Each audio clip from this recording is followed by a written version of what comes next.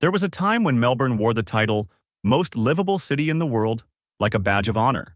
It was the place people moved to, not away from. Coffee was a ritual, not a takeaway. Neighborhoods had character. Life felt balanced, busy, but manageable. Now, something feels off. The city still looks the same on postcards, but day-to-day life tells a different story. Rents feel heavier, commutes feel longer. Small frustrations stack up until they stop feeling small at all. And somewhere along the way, that effortless Melbourne lifestyle started requiring a lot more effort. This is not nostalgia. It's just an honest look at how a city can change while still insisting it hasn't. Melbourne hasn't lost its identity, but it is being tested. And for a lot of people, that test is starting to feel personal. Let's take a closer look.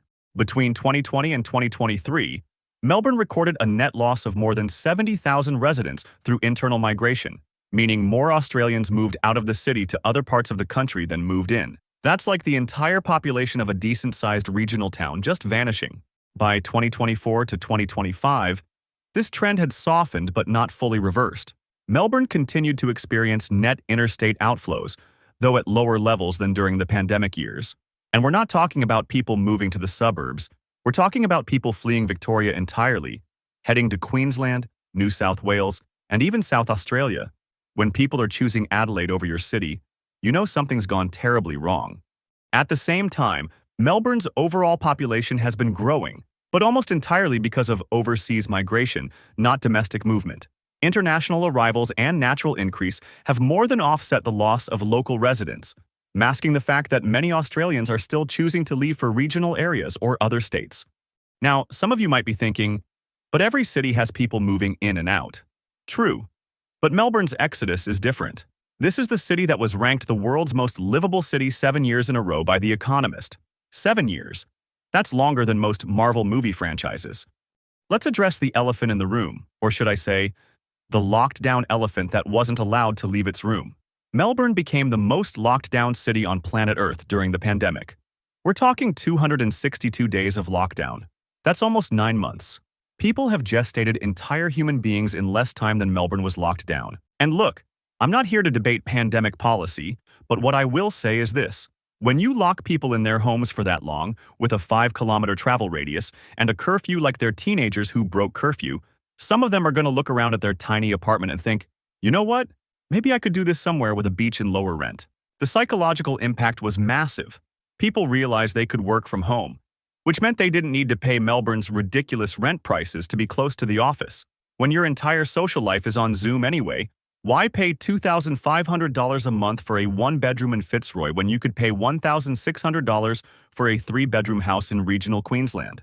Speaking of rent, let's talk about its even scarier cousin, the cost of living. Melbourne has become eye-wateringly expensive in ways that creep up on you slowly, then hit all at once. The median rent for a 2-bedroom apartment now sits around $570 to $600 a week, roughly $2,300 to $2,400 a month, just to live somewhere with thin walls, limited space, and neighbors whose phone conversations you know far too well. Housing prices? Forget it. The median house price is now over $900,000. That's edging dangerously close to $1 million for a place that often needs work, sits far from the CBD, and comes with a commute that steals hours of your life every week. First home buyers in Melbourne aren't just struggling. They're practically a threatened species at this point. And it doesn't stop at housing. Everyday life costs more. $5 coffees, $12 beers, parking that charges you emotionally as well as financially. By the time the bills are paid, many people are looking at their bank balance and asking a blunt question: why am I working this hard just to tread water? For a growing number of Melburnians, the uncomfortable answer is that the lifestyle no longer justifies the price. Now, Melbourne has always been famous for its weather. And by famous, I mean infamous. 4 seasons in one day isn't just a crowded house song, it's a legitimate warning. You leave the house in the morning with a t-shirt and sunglasses, and by lunchtime, you're in a hailstorm wondering if you accidentally wandered into a different hemisphere. But here's the thing. People used to tolerate Melbourne's bipolar weather because the city had other things going for it. Great food scene, cultural events, coffee culture, all of that. But after being locked inside for 9 months, people had time to really think about whether they wanted to spend the rest of their lives never knowing if they should bring an umbrella or sunscreen. And you know what they decided? No, they don't want that. They want to live somewhere where summer actually means summer, not slightly warmer rain. Queensland started looking really good. Consistent weather, sunshine, beaches where the water doesn't feel like you're swimming in a Slurpee. Suddenly, moving north didn't seem so crazy. Let's talk about getting around Melbourne, or as locals call it, sitting in traffic while quietly questioning every life decision that led you here. Melbourne's traffic has gone from annoying to outright diabolical. The city keeps growing, but the infrastructure never quite caught up, and the end result is daily gridlock that feels permanent. The average Melburnian now loses around 70 to 80 hours a year to congestion. That's nearly 2 full work weeks spent motionless in a car, inching forward, listening to the same radio ads on repeat, and slowly losing your grip on reality. And public transport isn't the escape it used to be. Trains are routinely delayed, trams crawl along like they're conserving energy, and buses operate on a schedule that feels more like a suggestion. Lockdowns changed everything. People realized they didn't miss commuting, not even slightly. So when offices reopened and 3-hour round trips came roaring back, many started typing the same phrases into Google: remote jobs, regional towns, life without traffic. Suddenly, places with 20-minute commutes, free parking, and roads where you can actually drive the speed limit felt less like compromises and more like sanity. All right, now here is something that's become a hot-button issue: safety. Melbourne has always been relatively safe compared to other major cities around the world. But things have changed. There's been a noticeable uptick in certain types of crime, particularly in the CBD and inner suburbs. Car thefts have skyrocketed. Home invasions have increased. And there's been a string of incidents involving youth crime that's made a lot of families reconsider whether they want to raise their kids in Melbourne. When you're paying top dollar to live somewhere, you kind of expect to feel safe walking around at night. The CBD, which used to be vibrant and busy, now has areas that feel sketchy after dark. Some people describe parts of the city as having a post-apocalyptic vibe, especially in the evenings when businesses close early. That's not exactly the selling point the tourism board is going for. Meanwhile, regional towns and other cities are marketing themselves as safe, family-friendly alternatives. And it's working. Families especially are making the move, choosing communities where they feel comfortable letting their kids ride bikes around the neighborhood. Remember when Melbourne's CBD was the beating heart of the city? Yeah, those days are fading fast. The central business district has not recovered from the pandemic, and some say it might never fully recover. Office occupancy rates are still way down because companies have embraced hybrid and remote work. That means fewer people commuting into the city, which means fewer people buying coffee, lunch, and after-work drinks. Small businesses that relied on office workers are closing down left and right. Walking through the CBD now, you'll see for lease signs everywhere. Empty storefronts, closed restaurants, and a general sense that something's been lost. The energy is gone.